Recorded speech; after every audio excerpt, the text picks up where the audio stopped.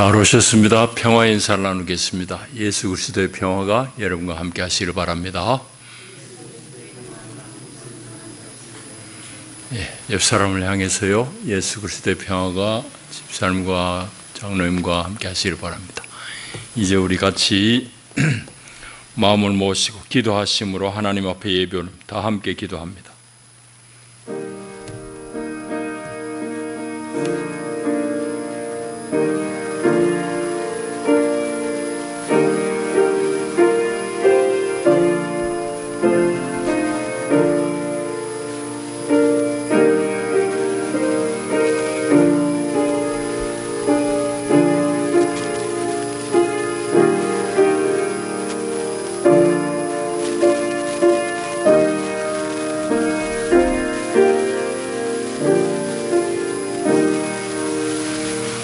할렐루야. 내 영혼아 여호와를 찬양하라. 나의 생전에 여호와를 찬양하며 나의 평생에 내 하나님을 찬송하리로다. 귀인들을 의지하지 말며 도울 힘이 없는 인생도 의지하지 말지니 그의 호흡이 끊어지면 흙으로 돌아가서 그날에 그의 생각이 소멸하리로다. 야곱의 하나님을 자기의 도움으로 삼으며 여호와 자기 하나님에게 자기의 소망을 두는 자는 복이 있도다. 아멘. 하나님은 영이시니 예배하는 자가 영과 진리로 예배할지니라. 아멘.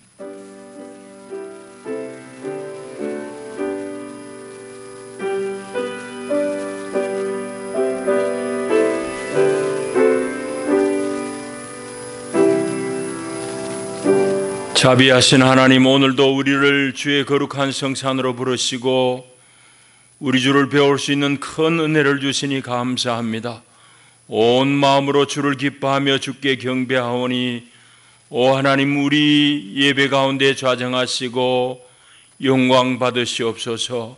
예배하는 주의 무리들 가운데 오늘도 예배하신 하늘의 신령한 은혜로 덧입혀 주시옵소서. 주 예수의 이름으로 기원하옵나이다. 아멘. 다 일어나셔서 29장 찬송 올립니다.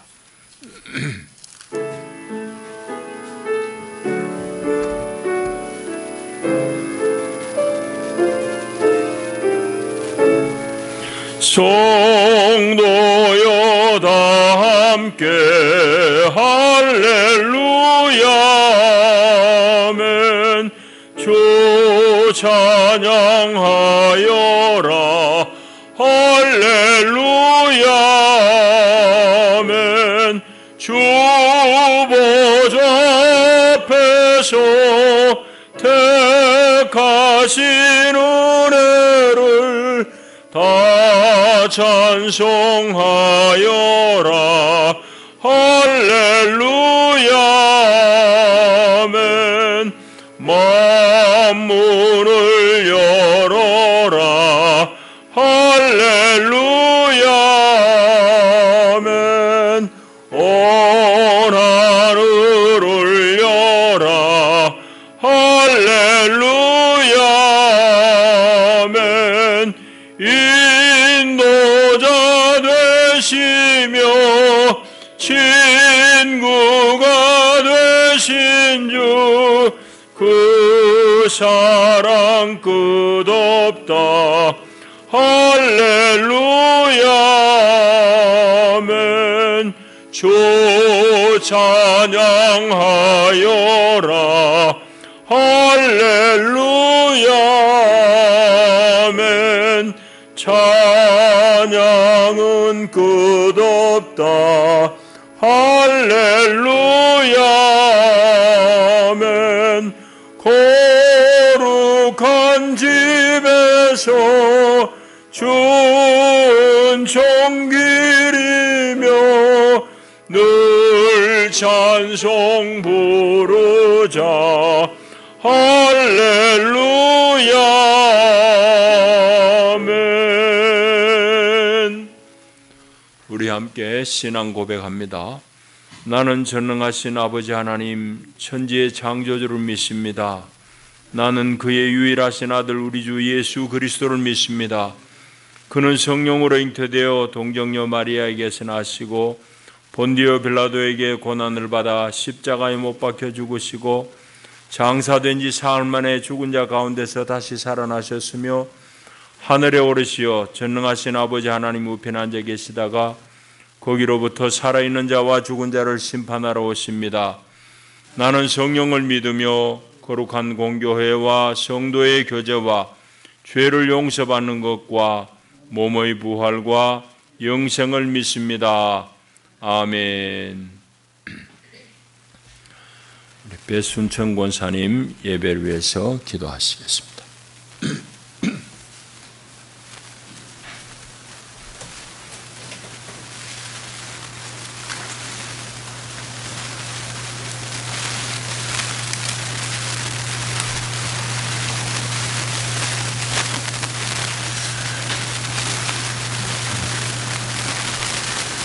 고맙고 감사하신 하나님 아버지, 아버지의 은혜에 감사와 은혜와 찬양을 올려드립니다. 이달은 특별한 달입니다. 우리 대한민국을 사랑하시어 일제 36년의 고통 속에서 강보의 기쁨과 자유를 허락하신 하나님 은혜 진심으로 감사를 드립니다. 우리의 선조들이 그 긴 세월 나라를 빼앗기고 서름과 고통 속에서 얼마나 고생했을까 생각만 해도 끔찍합니다. 우리는 대한민국을 정말 중요하게 여겨야 합니다. 나라가 없으면 엄마 잃은 아기와 같습니다. 하나님, 우리 대한민국을 지켜주세요. 다시는 그런 고통 당치 않게 하시고 하나님이 지켜주실 줄 믿습니다. 우리는 늘 하나님께 간절히 이 나라의 민족을 위하여 기도드리고 하나님께서는 우리 대한민국을 지키시고 사랑하여 주실 줄 믿습니다. 사랑하는 영락재단 기억하시고 한 가정 한 생명도 어려움 당치 않게 하시고 믿음의 복과 건강의 복을 허락하여 주시옵소서. 아멘. 설아의 자녀손들 어디에 있든지 구별된 생활하게 하시고 하나님 만지시고 고치시고 세워주실 줄 믿습니다.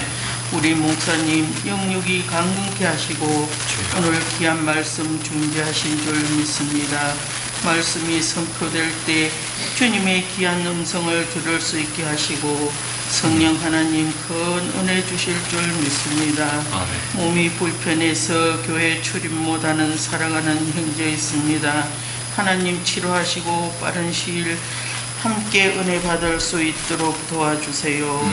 선교로 간 자녀 있습니다.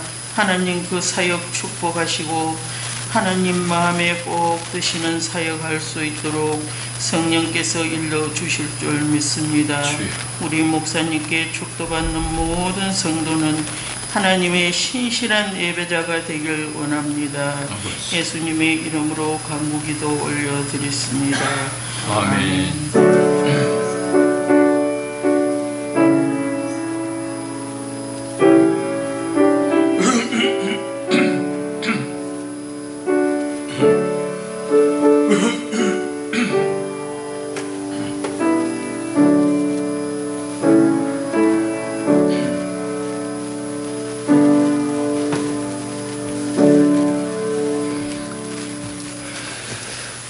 하나님 주시는 생명 양식은 구약 성경 느헤미야 제4장의 말씀입니다.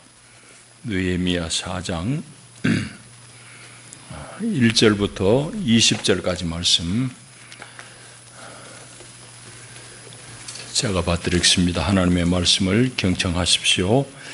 산발랏이 우리가 성을 건축한다 함을 듣고 크게 분노하여 유다 사람들을 비웃으며 자기 형제들과 사마리아 군대 앞에서 일러 말하되 이 미약한 유다 사람들이 하는 일이 무엇인가?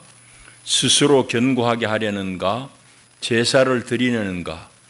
하루에 일을 마치려는가? 불탄 돌을 흙무더기에서 다시 일으키려는가 하고 암몬 사람 도비아는 곁에 있다가 이르되 그들이 건축하는 돌 성벽은 여우가 올라가도 곧 무너지리라 하더라. 우리 하나님이여 들으시옵소서. 우리가 업신여김을 당하나이다. 원하건대 그들이 욕하는 것을 자기들의 머리에 돌리사 노략거리가 되어 이방에 사로잡히게 하시고 주 앞에서 그들의 악을 덮어두지 마시며 그들의 죄를 도말하지 마옵소서. 그들이 건축하는 자 앞에서 주를 노하시게 하였음이니이다 하고 이에 우리가 성을 건축하여 전부가 연결되고 높이가 절반에 이르렀으니 이는 백성이 마음 들여 일을 하였음이니라.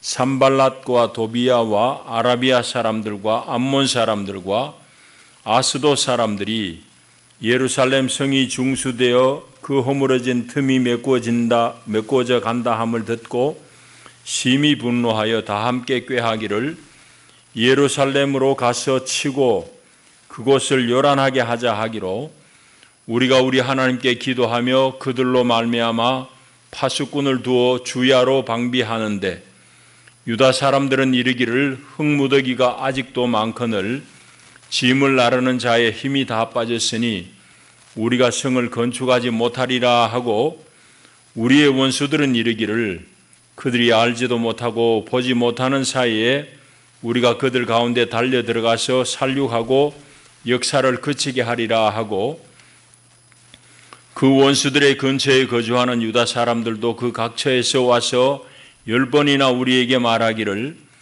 너희가 우리에게로 와야 하리라 하기로 내가 성벽 뒤에 낮고 넓은 곳에 백성이 그들의 종족을 따라 칼과 창과 활을 가지고 서 있게 하고 내가 돌아본 후에 일어나서 귀족들과 민장들과 남은 백성에게 말하기를 너희는 그들을 두려워하지 말고 지극히 크시고 두려우신 주를 기억하고 너희 형제와 자녀와 아내와 집을 위하여 싸우라 하였느니라.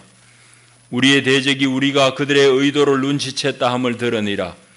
하나님이 그들의 꾀를 피하셨으므로 우리가 다 성에 돌아와서 각각 일하였는데 그때로부터 내 수하 사람들의 절반은 일하고 절반은 갑옷을 입고 창과 방패와 활을 가졌고 민장은 유다 온 족속의 뒤에 있었으며 성을 건축하는 자와 짐을 나르는 자는 다 각각 한 손으로 일을 하며 한 손에는 병기를 잡았는데 건축하는 자는 각각 허리에 칼을 차고 건축하며 나팔 부는 자는 내 곁에 서섰느니라. 내가 귀족들과 민장들과 남은 백성에게 이르기를 이 공사는 크고 넓으므로 우리가 성에서 떨어져 거리가 먼즉 너희는 어디서든지 나팔 소리를 듣거든 거리로 모여서 우리에게로 나아오라. 우리 하나님이 우리를 위하여 싸우시리라 하였느니라. 아멘. 기도합니다. 하나님 아버지 감사합니다. 오늘도 우리가 주의 은혜를 입고 주의 앞에 나옵니다. 하나님 감사합니다. 이 시간도 우리에게 주실 하늘의 생명 양식을 우리가 고대합니다. 하나님 친히 말씀하시고 친히 우리에게 하늘의 생명 떡으로 먹이시옵소서. 배불리 먹고 넉넉히 먹고 우리 속 사람이 힘을 얻고 새 힘을 얻어 세상을 넉넉히 이기게 하옵소서. 예수님 이름으로 기도하옵나이다. 아멘. 현대전은 공중전이고 미사일 같은 이런 전부 이런 아주 정교한 전자전입니다.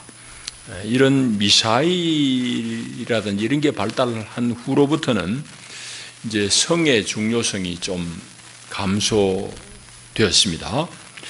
그러나 재래식 전쟁에는 성을 수호하는 것이 그 전쟁을 이기고 지는 그 지름길입니다. 그래서 재래 전쟁에서는 반드시 성을 잘 지켜야 되는 겁니다. 7세기에 이제 당나라에는 당태종이 즉위하게 됩니다. 이재민이라는 사람이 왕이 오르고 나서 제일 처음 한 일이 고구려를 침략하는 일이었습니다. 그 당시 고구려는 지금 우리나라 북한 훨씬 위에 만주 땅을 다 이제 고구려가 통치하고 있을 때입니다. 그러니까 당태종이 고구려에 이제 침입해가지고 전쟁이 한 25년여 동안 계속 이어집니다. 그러니까 참 고구려가 대단하잖아요. 정말 대단해요. 그 중국이란 큰 땅덩어리를 그 20여 년 동안 버티는 겁니다. 그 초기의 전투 중에서 여러분들이 잘 들으신 대로 아는 대로 안시성 전투가 있습니다. 몇 년 전에 이제 영화로도 나왔습니다. 안시성 전투. 그래서 그 여러 성들을 주변의 성들을 함락한 당태종이 이제 안시성을 어떻게 할 것인가. 처음에는 이제 그걸 우회하려고 그랬는데 신하들이 우회해서는 우리 보급로가 차단되니까 안시성도 제가 함락시켜야 된다고 그렇게 이제 간언을 해서 안시성을 함락시키려고 그랬는데 도무지 이 성이 너무 방비가 든든한 겁니다. 그래서 생각도 못한 당태종이 어떤 이제 작전을 세우는가 하면은 안시성 바깥에다가 더 높은 흙으로 토산을 쌓는 겁니다. 그래서 이제 바로 걸어 들어갈 수 있도록 그런 이제 작전을 꾸며요. 이제 영화에서는 우리가 어떻게 이제 그 토산을 무너뜨리는가 하면은 성 안에서부터 지하 굴을 파고 들어가 가지고 토산 밑에다가 큰 굴을 파고 공동을 만듭니다. 거기 이제 말하자면은 나무를 이제 대어 가지고 지지하지요. 그렇게 해서 마지막에 이제 그 나무를 불태워 가지고 토산을 무너뜨리려고 하는 게 이제 안시성의 이제 작전입니다. 나중에는 이제 물이 차고 들어가지고 불이 안 붙으니까 안시성의 노인들이 자기들 목숨을 이제 버리면서 도끼로 그 버팀목들을 다 쳐가지고 토성을 무너뜨리는 그런 재미있는 스토리로 이제 전개됩니다만은 실제 역사는 그런 건 아니고 큰 비가 내려가지고 당태종과 당의 군대들이 세운 토산이 큰 비에 그냥 휩쓸려 무너져 버립니다. 그래가지고 안시성을 결국은 이제 보존하게 되는 것이 이제 역사적인 사실입니다. 그런 영화를 볼 때라든지 그런 역사적인 사실을 우리가 공부할 때에 이제 성이 얼마나 중요한지를 깨닫는 겁니다. 그런데 오늘 우리는 예루살렘 성에 대해서 읽었습니다. 성이 얼마나 중요한지에 대해서 다시 한번 우리가 되새겨야 되겠고, 이거는 우리 신앙에 있어서도 아주 중요한 원리를 우리에게 말씀해 주고 있습니다. 우리가 오늘 세워야 될 성이 뭐냐, 우리가 수축해야 될 성이 무엇인지 오늘 말씀 가운데 좀 같이 은혜를 나누기를 바랍니다. 오늘 내용을 이제 이해하려고 그러면은 이스라엘의 역사를 잠깐 이제 소개해야 됩니다. 이 부분은 우리가 여러분들이 조금은 기억해 놓을 필요가 있어요. 이제 다윗 왕으로부터 해가지고 이제 유다 왕조가 쭉 이어집니다만은 그게 이제 한 400여 년 흐르면서 주전 587년에 그러니까 예수님 오실 때부터 주전 주후로 나뉘잖아요. 우리는 지금 서기 몇 년 하는 건 주후란 말입니다. 주전 587년에 예루살렘 성이 다 함락이 돼요.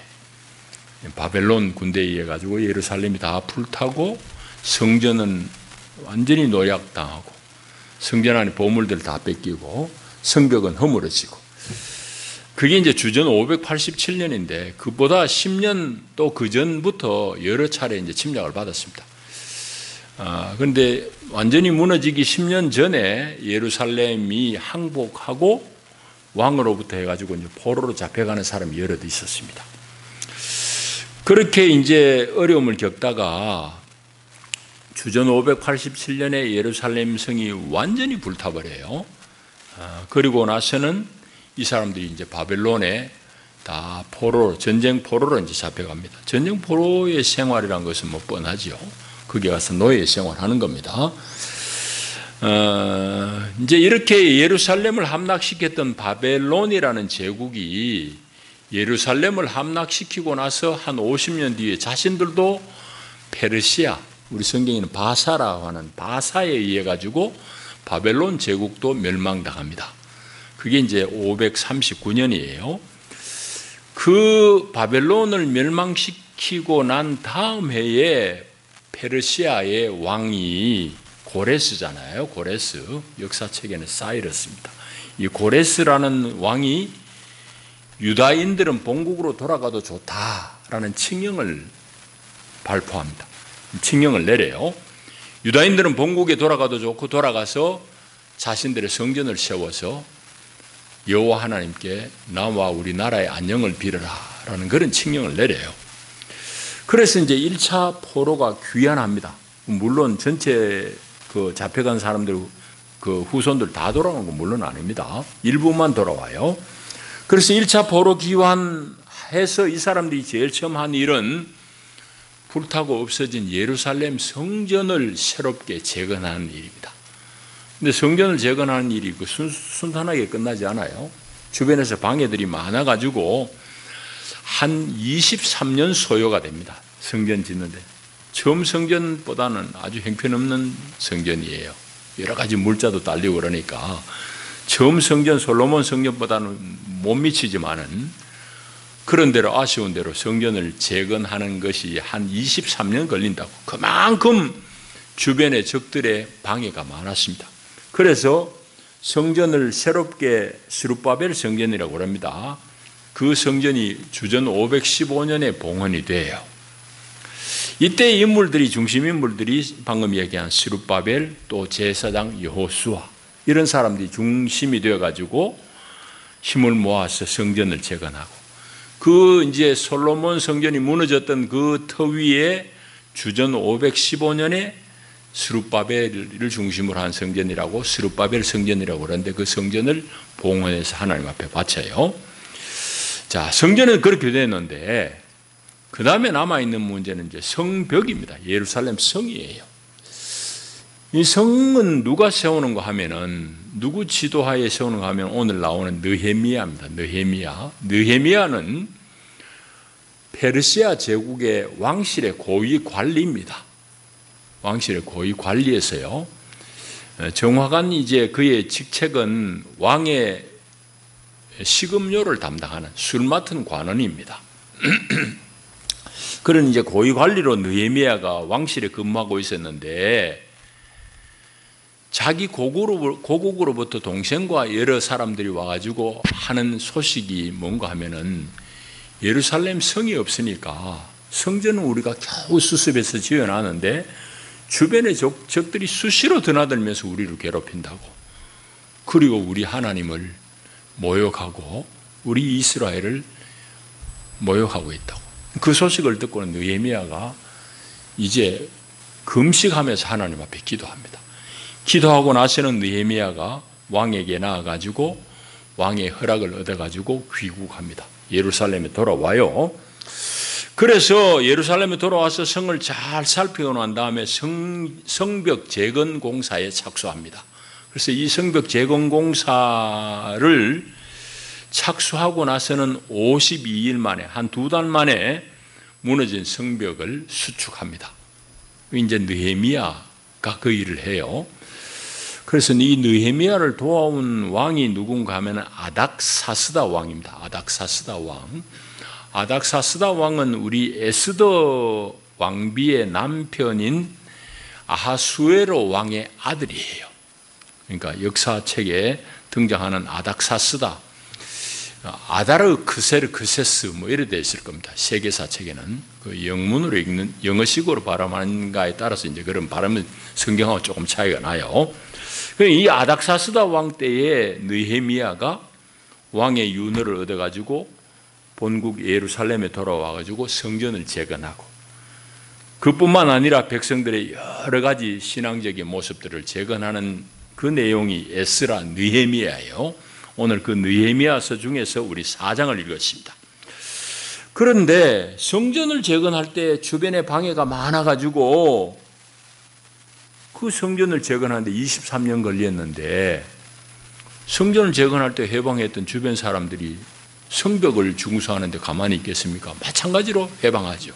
방해가 많았습니다. 오늘 여기 이제 4장에 보게 되면은 성벽을 재건하는데도 해방한 사람들이 등장하는데 중심 인물이 물론 주변에 여러 나라도 있습니다만은 중심 인물이 산발랏하고 도비아입니다.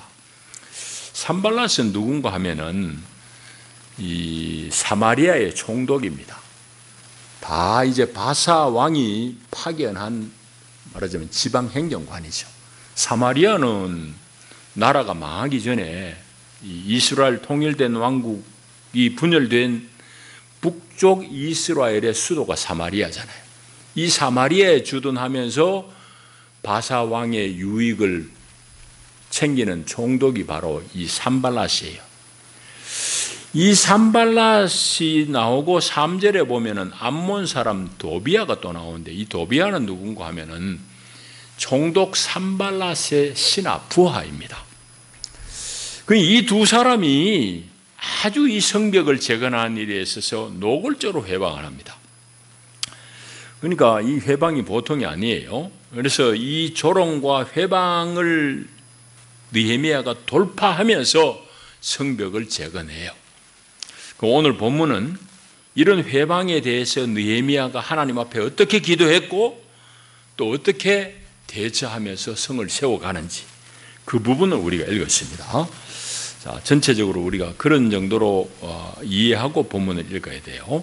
자, 본문을 조금 자세히 이제 한번 볼 차례인데, 그러면은 산발랏이라는 인물이, 사마리아의 총독이 이 예루살렘 성을 중수하고 예루살렘 성을 재건하는 일을 회방한 이유가 뭐겠습니까?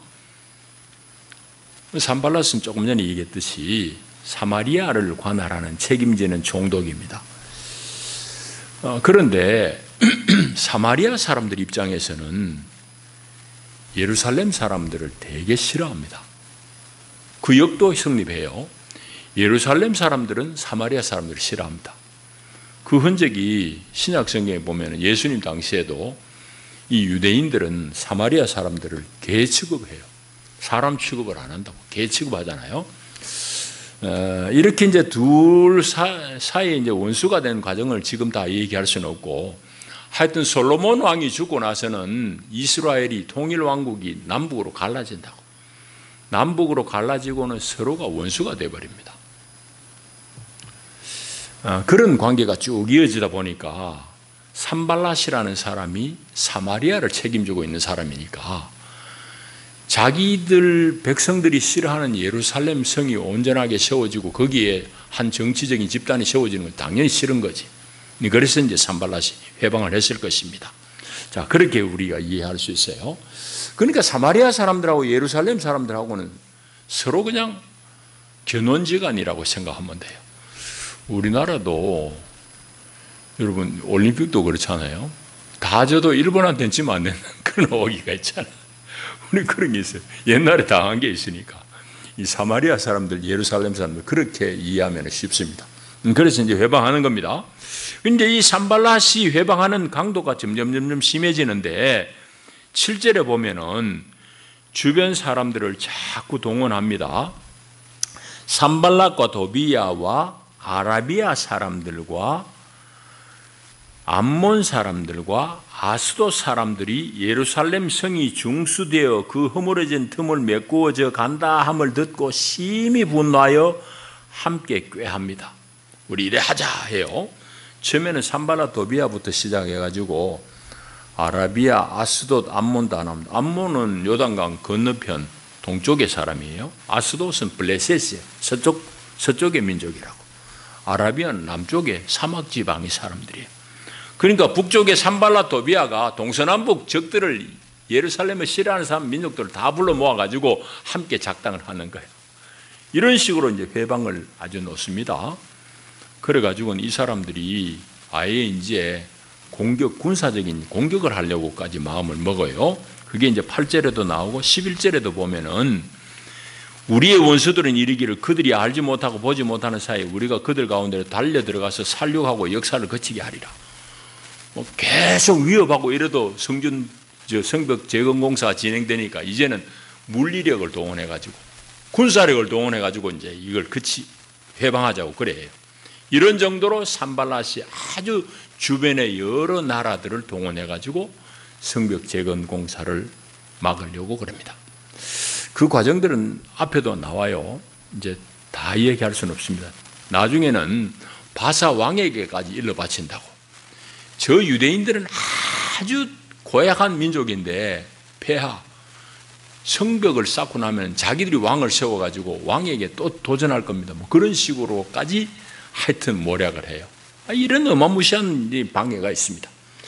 자, 이제 그렇게 되니까 유다 사람들도 은근히 겁이 나.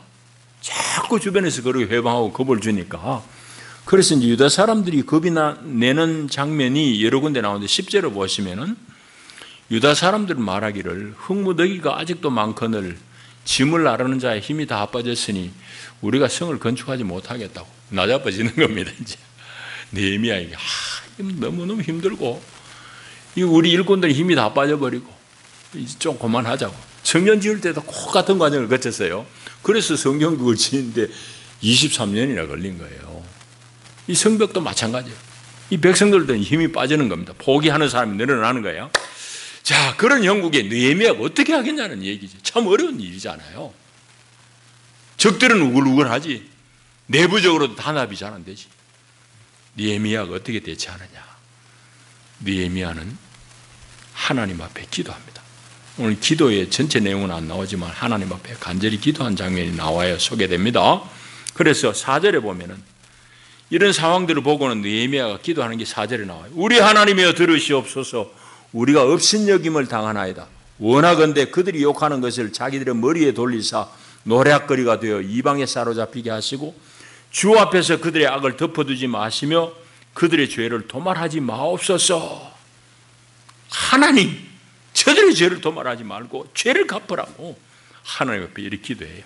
또 9절에 또 나옵니다. 우리가 우리 하나님께 기도하며. 느헤미야는 방법이 없는 하나님 앞에 떼쓰는 수밖에. 하나님 앞에 기도합니다. 자, 한편으로 이렇게 기도했을 뿐만 아니라 실질적으로 이제 성벽을 재건하는 공사를 진행해야 되는데 이게 자꾸 적들이 군사력으로 위협하니까 인력을 다 동원해도 모자랄 판에 어떻게 하겠어요? 인력을 나눠가지고 반반이에요. 반은 망을 보고 전투 준비를 하고 반은 이제 돌을 나르고 흙을 나르고 성벽을 재건하고 이렇게 힘들게 이제 공사하는 겁니다. 그렇게 공사가 진행이 돼요. 이게 이제 16절에 보면은 그때로부터 내 수하 사람들의 절반은 일하고 절반은 갑옷을 입고 창과 방패와 활을 가졌고 민장은 유다 온 족속의 뒤에 있으며 그러니까 반은 일하고 반은 무장하고 이제 대기하고 있는 거죠. 전투에 대비하고. 이렇게 해서 이제 성전을 재건했다는 얘기입니다. 자, 그래서 우리가 이 본문을 통해서 오늘 우리 얘기를 좀 해야 되는데요. 본문 얘기는 사실은 오늘 우리가 당하는 영적인 현실을 정확하게 잘 표현하고 있는 대목입니다. 여러분들이 깨어있는 사람들은 지금 코로나 시국의 교회와 우리 신앙이 어떤 형편인지 여러분 스스로 잘 알 겁니다. 오늘 교회는 그야말로 절대절명의 위기에 놓여 있습니다. 그러나 세상 끝날까지 교회는 주님 앞에 남습니다. 이 계시록이 우리에게 전하는 바예요.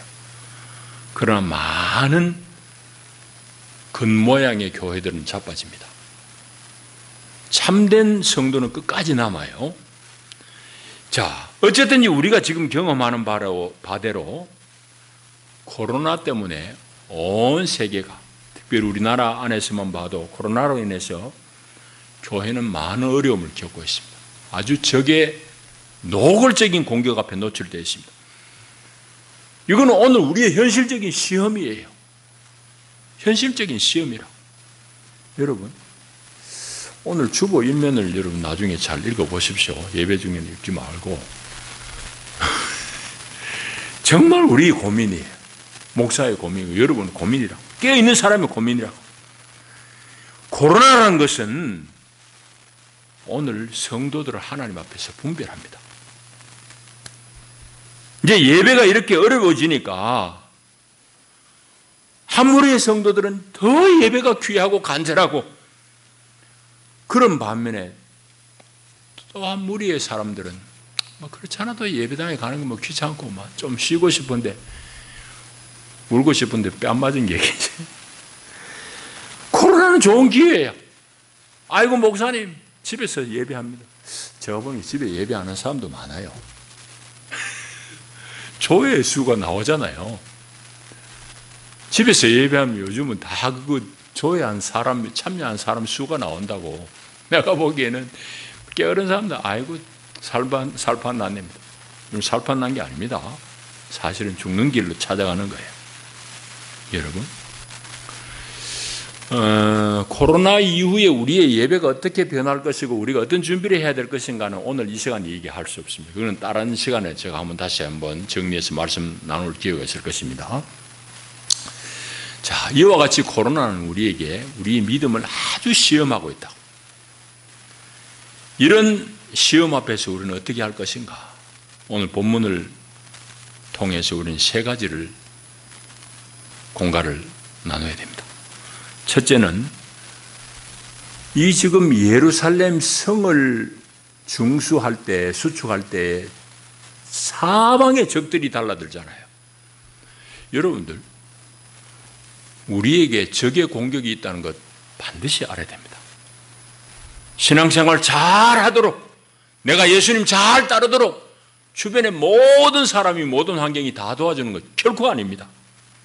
마귀가 있습니다. 그건 에덴 동산에서부터 있었던 마귀예요.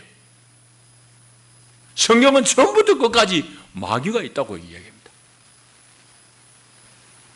여러분, 이걸 우리가 놓치고 있어요. 예수님도 여러 차례 말씀하셨습니다. 요한복음 10장에 예수님 말씀하시잖아요. 도둑이 오는 것은 도둑질하고 죽이고 멸망시키려는 것뿐이요, 내가 온 것은 양으로 생명을 얻게 하고 더 풍성히 얻게 하려는 것이라. 예수님 도둑이 있다고 그랬잖아. 도둑이 왔다고 그랬잖아. 그 도둑이 하는 짓은 죽이고 멸망시키려는 것이란 말이지. 오늘 우리가 어떻게 예수의 뒤를 잘 따르겠습니까? 이 시험을 너끈히 이겨내야 따를 수 있는 거지. 오늘 우리의 속 생명, 영생명을 노략질하고 도둑질하고 죽이려는 자가 분명히 있습니다. 이걸 알아야지 방어를 하지. 그런데 여러분들, 이 느헤미야 때는 저건 뻔히 드러나잖아요. 저 산발라 사마리아 군대구나, 저건 아스돗 군대구나, 다 표가 나. 근데 우리에게 다가오는 이 적들은 표가 안 나는 게 문제입니다. 여러분, 마귀가 내가 뿔 달고 입에서 피를 철철 흘리고 다가옵니까? 그러면 구분이 되지? 아니에요. 전혀 아니에요. 코로나라는 일반적인 이런 질병을 통해서 내 마음을 도적질하고, 내 옆에 가까운 사람들을 통해서 나를 시험에 빠지게 하고, 내가 겪는 억울한 일을 통해서 마귀가 내 영혼을 도적질하고, 이렇게 저렇게 마귀가 오늘도 여러분을 도둑질하려고, 여러분의 생명을 멸하려고 역사하는 겁니다. 이걸 알아야지 방어를 하지. 그래서 우리는 적을 잘 알아야 됩니다. 그리고 방어를 해내야 됩니다. 내가 하는 게 아니에요. 예수의 능력으로, 성령의 권능으로 방어를 하는 것입니다. 자, 그 다음에는 이제 방어라는 것은 좀 소극적인 방면이라고 그러면, 적극적으로는 성을 수축해야 됩니다. 나를 세워야 된다는 이 말이에요. 내 내면의 능력을, 내 내적인 영적인 능력을 세워나가 올려야 된다 이 말이에요. 이거는 바로 말씀으로 세우는 거죠. 말씀으로 세우는 거예요. 그래서 내 자신의 영적인 역량을, 위상을 높이는 거예요. 견고하게 세워야 돼요. 여러분, 그런데 자꾸 우리는 내 옆에 있는 마귀가 이렇게 저렇게 도둑질하는 거 안 보이는 거예요. 육의 눈으로 안 보이니까 저게 마귀의 짓인지 그냥 그냥 허허. 아니에요. 우리의 생명을 노략질하는 마귀가 있습니다. 이렇게 마귀는 늘 삼킬 자를 찾습니다. 늘 찾아요. 근데 마귀가 누구를 이제 해코지하는 거 하면은, 그거는 성경도 그렇고 우리 실질적인 경험이기도 해요. 성경에서는 마귀가 성도들을 노략하는 것을 사자가 삼킬 자를 찾는 것에 빗댑니다. 사자가 삼킬 자를 찾은 같이 마귀가 노략한다 이 말이에요. 여러분, 동물의 왕국이나 이런 TV 프로 보세요. 사자가 멀쩡한 누떼에, 멀쩡한 소떼에 달라드는 거 없어요. 소떼 달라들다 멀쩡한 놈한테 지가 치 주고, 사자도 기린한테도 마찬가지 뒷발에 채 죽는다고. 그럼 사자가 공략하는 놈은 어떤 놈이냐? 늘 무리에서 떨어져 가지고 배회하고 아니면 병들어 비실비실하고 그런 놈을 잡아먹는 거예요. 누떼든지 뭐 영양이든지 다 마찬가지예요. 무리에서 떨어진 그 무리를, 그 놈을 잡아먹는다, 사자가. 여러분, 그러니까 뒤처진 사람은 표적이 되기 쉽습니다. 여러분, 신앙이 내가 적어도 안 쳐져야 돼요. 무리에서 떨어지지 않아야 돼요. 그 무리란 게 말하자면 교회입니다, 교회. 그래서 어거스틴은 교회를 어떻게 표현하는 거예요? 교회는 성도의 어머니다 그랬어요. 여러분, 가나니기가 어머니 없이 어떻게 생명을 보존해요? 하나님은 교회를 통해서 성도를 보존하도록 하셨습니다. 교회가 이렇게 귀한 거예요. 그래서 우리가 어려워도 힘들어도 교회를 떠나지 말아야 됩니다. 교회를 떠나고 배회하면은 어느 순간 자기도 모르게 마귀의 밥이 되는 거예요. 그래서 우리 내면에 이 영향을 키워야 됩니다. 이 눈이 열려야 돼요. 자, 그 다음에 한 가지 더 중요한 공과가 있습니다. 그 뭔가 하면은 어려울수록 우리가 하나님과 가까워져야 된다는 거예요. 다시 말하자면 우리 마음의 기본 자세가 늘 하나님과 가까이 있다. 다르게 이야기하면 하나님이 나와 함께 있다는 그런 믿음입니다. 여러분, 태권도 하신 분도 있고 유도 하신 분도 있고 우리 이런 거 배우잖아요.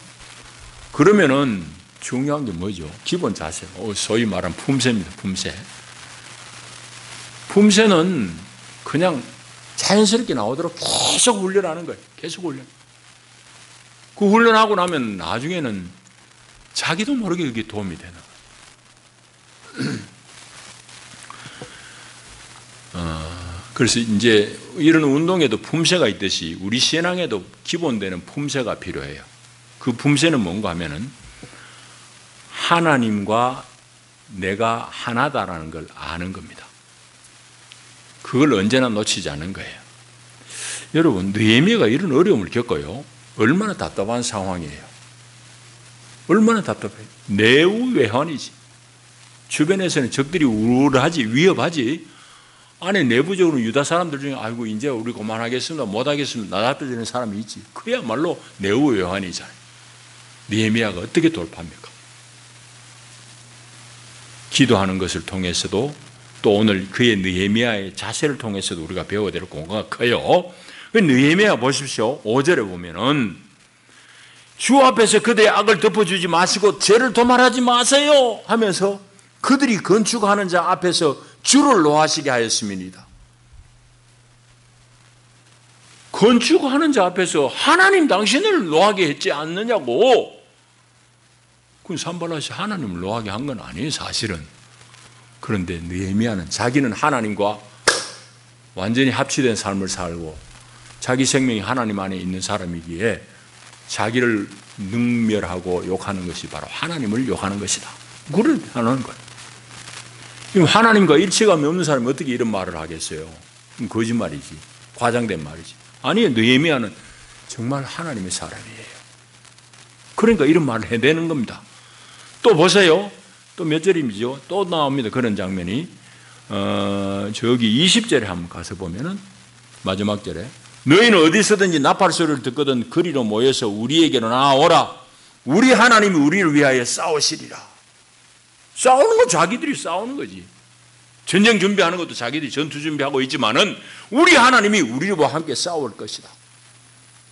우리 하나님이 우리를 위하여 싸울 것이다. 이 믿음이죠. 이게 성도들이 여러분 품새입니다. 놓치지 말아야 될 품새예요. 아무리 어려워도 하나님이 나와 함께 있다. 이게 믿음의 내용이지. 이게 품새입니다. 품새. 제 자랑하고 싶은 건 아니고 품새가 얼마나 중요해요. 저는 등산 요즘도 가끔 가지만은 등산 가던 친구들이 이제 하나둘 세상을 떠나요. 뭐 병들기도 하고. 이 등산은 뭐 여러 명 가니까 뭐 운동을 내 혼자 하는 거 해야 돼. 그래서 한 한 5년 전부터 자전거를 했어요. 근데 자전거가 이게 예상외로 위험한 운동이더라고요. 예상외로 슬슬 타는 건 괜찮은데 막 속도 날 때 자전거 30km 납니다.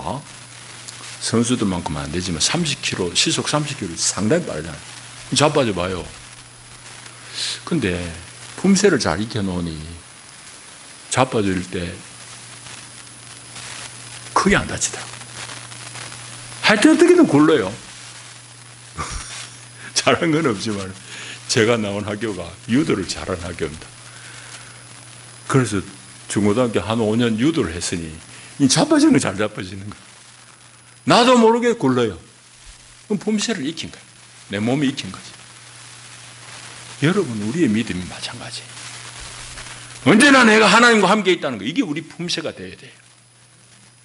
자, 그렇게 해서 이제 돌파한 겁니다. 말씀을 맺겠습니다.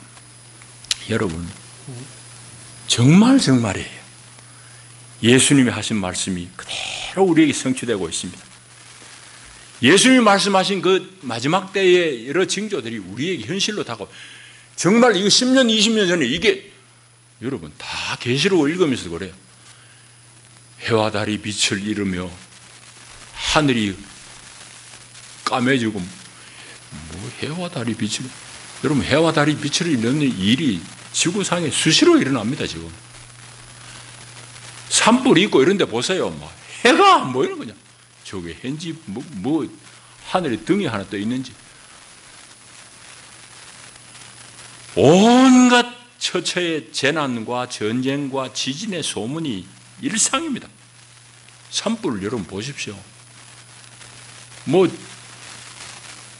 호주 산불이 어떠니, 미국 산불이 어떠니, 이런 원래는 또 유럽, 그것도 남유럽, 아프리카 북쪽 지중해 연안이, 지중해의 기후는 엄청나게 살기 좋은 데거든요. 지중해 기후가 전 세계적으로 많지 않아요. 지중해 주변이 지중해 기후라고 그러는데, 캘리포니아라든지 미국 이런 데도 노인들이 왜 많이 사는가 하면은 지중해성 기후거든. 여름이 덜 덥고 겨울이 따뜻하고 너무너무 좋아요. 그 습하지 않으니까 관절염도 없고 너무너무 좋아서 노인들이 몰려서 한 데가 지중해성 기후인데, 원래는 지중해 주변 나라들이 온통 산불이에요. 감당이 안 돼요. 감당이 안 돼요. 그뿐이 여러분 시베리아가 지금 얼마나 산불이 크게 나가지고 감당이 안 되는 거예요. 여러분, 우리 시대에 지금 성경에 예언한 그런 것들을 우리가 목도하고 있잖아요. 여러분, 홍수는 또 어떠합니까? 원래 중국, 일본 난리잖아, 난리. 우리는 아직까지는 괜찮아요. 서유럽도 그래요. 그 유럽, 독일, 네덜란드 이런 데 홍수는 여러분들, 그거는 없는 홍수예요. 그런데 원래는 보십시오. 어마어마. 지진 소식 말할 거 없습니다. 여러분. 그러니까 하늘이 검정색이고 해와 달이 빛을 잃는다는 성경의 말씀을 우리 경험한다, 경험. 그런데도 우리는 아직도 깊은 잠에 빠져 있어요. 왜? 눈앞에 이익만 보니까 멀리 안 보이는 거지. 여러분, 코로나라는 이 시험, 이런 시험은 우리 앞에 더 빈번하게 일어날 것입니다. 더 크게 우리에게 다가올 것입니다. 어떻게 할 것입니까? 우리는 끝까지 우리의 믿음을 지켜야 됩니다. 믿음의 성을 잘 세워나가야 됩니다. 그 후에 우리 주님 앞에서 생명의 면류관을 얻을 것입니다. 사도 바울의 마지막 고백을 읽고 마치겠습니다. 나는 선한 싸움을 싸우고 나의 달려갈 길을 마치고 믿음을 지켰으니 이제 후로는 나를 위하여 의의 면류관이 예비되었으므로 주 곧 의로우신 재판장이 그날에 내게 주실 것이며 내게만 아니라 주의 나타나심을 사모하는 모든 자에게도니라. 아멘. 기도합니다. 하나님 아버지, 세상의 마지막이 다가왔음을 우리가 이제 알겠나이다. 아버지, 우리의 우매함을 깨워주시고 아버지 하나님, 우리의 깊은 잠을 주님 깨워주셔서 주님 오실 때를 준비하게 하옵소서. 우리 믿음의 성벽을 수축해 하옵소서. 예수님 이름으로 기도하옵나이다. 아멘. 336장 우리 찬송하시면서 준비하신 예물 봉헌합니다.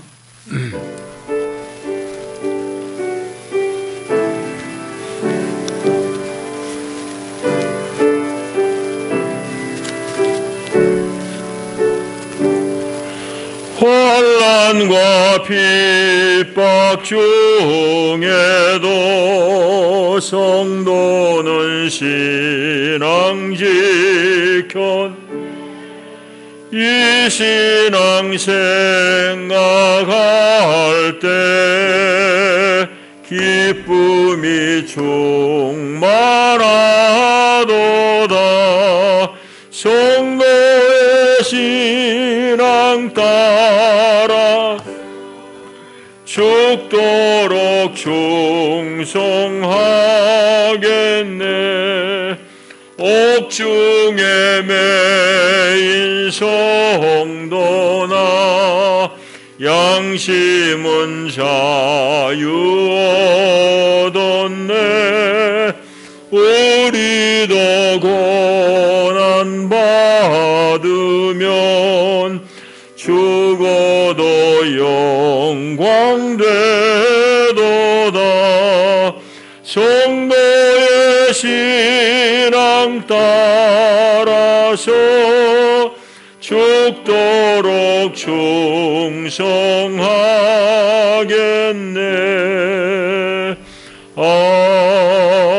아멘. 기도합니다. 하나님의 은혜와 사랑이 큽니다. 우리를 구원하시고 우리를 하나님의 교회 가운데 하나님의 보호하심을 누리게 하시니 감사합니다. 하나님 주신 은혜와 사랑에 감사해서 우리 온 몸과 마음을 드립니다. 그 마음으로 주 앞에 예물을 봉헌하오니 주님 기쁘게 받으시옵소서. 우리를 축복하시되 믿음의 복을 주시고 우리를 축복하시되 강건함의 복을 입혀 주시옵소서. 예수님 이름으로 축복하고 기도하옵나이다. 아멘. 교회 소식 주보를 참조해 주시기를 바랍니다. 4번. 우리가 결국은 이게 지구를 보존하는 것은 소비 절약인데 그게 결코 쉽지 않아요. 한편으로는 자원 재활용률을 높여야 됩니다. 제가 우리 로비에 있는 재활용 쓰레기들 한번 정리해 봤거든요. 저거 재활용장에 가면 다 못 쓰고 버리게 되는 거예요. 안에 음료 남아있는 거 버리고 라벨 안 뗀 페트병 이거 다 버려요. 내가 떼니까 30분이라도 주고 떼지. 집화장에 누가 그거 떼고 앉았겠습니까? 다 쓰레기 되는 거예요. 우리나라는 일본보다 이 쓰레기 재활용률이 엄청나게 낮습니다. 우리 민도가 아직 낮다는 얘기예요. 그래서 음료수병 같은 거는 이 상표 붙은 그걸 다 떼야 돼요. 지금은 이제 상표 안 붙은 게 나오기 시작합니다만은 하여튼 그런 종이박스도 마찬가지고 또 물 버릴 때 오물 있는 건 버리면 안 돼요. 괜히 두 벌 일 시킨다.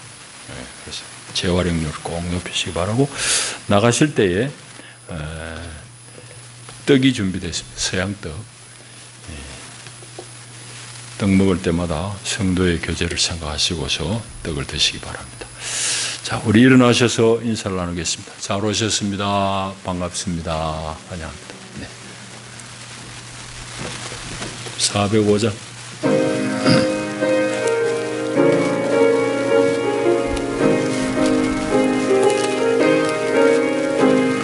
주의 친절한 팔에 안기세 우리 마음이 평안하리니 항상 기쁘고 복이 되겠네. 영원하신 팔에 안기세 주의 팔에 그 크신 팔에 안기세 주